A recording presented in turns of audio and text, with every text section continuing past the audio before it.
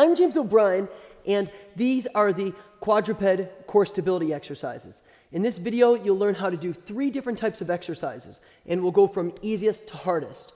All right? So the first exercise is the quadruped arm raise. The next one is the quadruped kickback exercise. And then the last one is called bird dog, which is a very popular exercise that I see, but most people do it poorly. And that is the arm raise and the leg raise combined together. All right? These exercises are great because they train you how to move through your shoulders rather than your low back. They strengthen up the abdominals while simultaneously, it's a tough word, strengthen up the thoracic extensors as well as the lumbar extensors. Great exercises, but they take a lot of attention to detail. So this might be a little bit of a longer video, but these are very important exercises. And remember, the devil's in the details. So pay attention. To begin, what you'll do is you'll get into the quadruped position, all right? So your hands will be underneath your shoulders and your knees underneath your hips so that they both have 90-degree bends. Next, what you'll do is you want to activate some of the shoulder stabilizers, okay? And you're going to do that by having the hands point forward, and you will externally rotate the shoulders so that the tips of your elbows point backwards. And you can see here in the video my massive biceps. Don't be scared, they don't bite. My massive biceps, how they point forward, all right? And that's activating my shoulders. So when I do the exercise, I always want to make sure that I have that level of external rotation going on. Then I'm going to create a nice long spine. I'm going to do that by driving the crown of my head away from my tailbone. So I'm making my spine as long as possible. Then I'm going to pull the pubic bone up to the belly button. So I'm activating the abdominals by drawing the pubic bone up to the belly button. But notice I'm not rounding my upper back. And this can be very difficult for people. And these exercises work great in front of a mirror to ensure that you're not rounding your upper back. So I'm activating my abdominals by tipping my pubic bone, or tipping my pelvis by pulling the pubic bone up to the belly button. So now I have a nice flat back. The expression is I'm flat like a tabletop. The first and the easiest of the exercises in this series is the arm raise. So the goal of the arm raise is to lift it up without moving your spine. All right? So I'm thinking about lifting through the shoulder while not moving the spine at all. And that takes a lot of core stability. So I'm keeping all that alignment, I'm keeping that shoulder engagement of the one that's planted on the floor as I lift up and then down. And this is training me how to move through my shoulders instead of my low back. The next of the exercises is the quadruped leg raise, okay? And this is very important because this trains you how to move through your hip and not your low back. It trains you on hip extension rather than lumbar extension, which is bad, all right? So I'm going to get nice and picky with this one. So I'm in good alignment, right? I've got my nice long spine with my core engaged and my shoulders activated.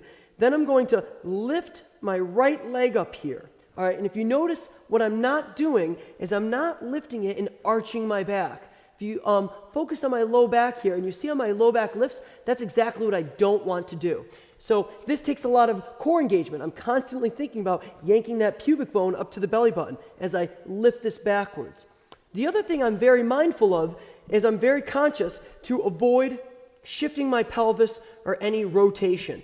All right? So as I lift my right leg back, I'm thinking about keeping that right pelvic bone, my right pelvic bone right here, I'm thinking about keeping it down so that my pant line here stays level. So as I lift it back, I'm trying to avoid that lumbar extension, and I'm trying to think about keeping that pant line nice and level. I usually hold for about 3 seconds, and then I come back down. It's okay if you do this exercise that you don't get totally in line with your body. Most people, when they lift their leg in line with their body, they overarch their lower back. So I'd rather see your low back win. So if you only lift it up like here, and your low back wins, that's okay. As your hip flexors get more flexible and your core gets stronger, you'll be able to get up a little bit higher without getting that low back movement. The last of the 3 exercises is commonly known as bird dog, all right? And this is a combination of the arm raise and the leg raise. So what we do is we do opposites, okay? So if I'm lifting up my right arm, I'm extending my left leg. But all the rules remain the same. I'm making a very strong effort to minimize any spinal extension, rotation, or shifting of the pelvis. All right, so I keep my core activated, I keep my shoulders activated, my spine is nice and long, my pubic bone is pulled up towards my belly button, and then I extend out. I hold 1, 2, 3, and then I come back. All right, 1, 2, 3, and then back. I like to do one side at a time. Okay? Some people find that a little bit too hard, and they'll alternate between sides. Okay? And that's fine. All right? One of the things you have to be conscious of, though, if you're going to do that, is to always stay wide with your knees. Often when people do this exercise, what they'll do is they'll come in close, and they'll bring their knee a little bit too inward here, and then when they go to lift up the other leg, they'll have to shift over to keep their balance. So it helps to keep your knees a little bit wider apart. All right? Just remember, the importance of these exercises is all about spinal stability, all right? You lock your core in place by pulling the pubic bone up to the belly button, you lengthen the spine, and then you move through the shoulders or the hips, if not, or both, in the case of the bird dog.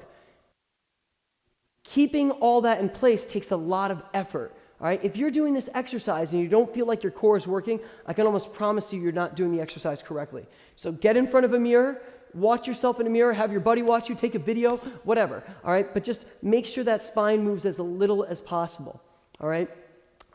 With regards to reps and sets, I usually do about 10 to 15 on each side. So I might do 10 arm raises on one side, 10 on the other, or 10 here, then 10 there. And I usually hold them for about 3 seconds, all right? With this exercise, just like any of the other low back exercises, no pain allowed. If you feel like you're starting to experience some pain in your low back, there's a good chance you're not doing it right. And that typically is that you're extending the back too much, okay? Or you're shifting or rotating. Okay, guys, I know that was a lengthy video, but these are very important exercises. They're very effective, but they take a ton of concentration. All right, so good luck.